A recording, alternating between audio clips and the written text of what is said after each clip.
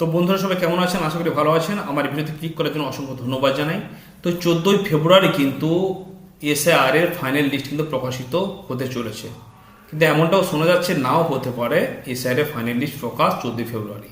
কিন্তু তার আগে একটা খসড়া তালিকায় এসআইআর এর খসড়া তালিকা একটা প্রকাশ হয়েছে, সেখানে আপনি আপনার নামটা একবার খুঁজে দেখে নিতে পারেন। সেখানে যদি আপনার নাম থাকে তো 100% কিন্তু ফাইনাল লিস্টে নাম থাকবে।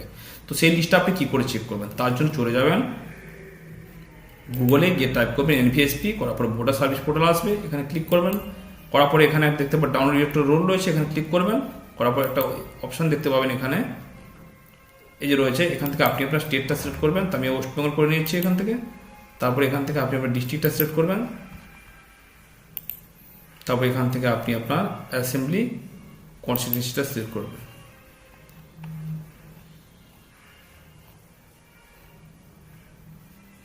তারপরে এখানে পার্ট নম্বর বা পার্ট নেম বা আপনি যেখানে ভোট দিতে যান সেটা এখান থেকে সিলেক্ট করুন। করার পরে এখান থেকে ক্যাপচার এখানে দিয়ে দেবেন। দেওয়ার পরে ডাউনলোড ফাইলে ক্লিক করুন, এসপি।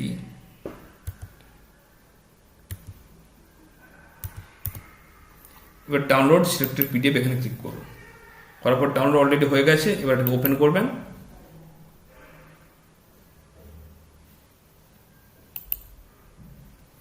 ওপেন হয়ে গেছে। এবার এখানে আপনি দেখতে পাবেন যে আপনার গ্রামের যাদের এখানে নাম রয়েছে তাদের কিন্তু ফাইনাল লিস্টে নাম থাকবে। এখানে আপনি আপনার নামটা চেক করে দেখে নিতে পারেন।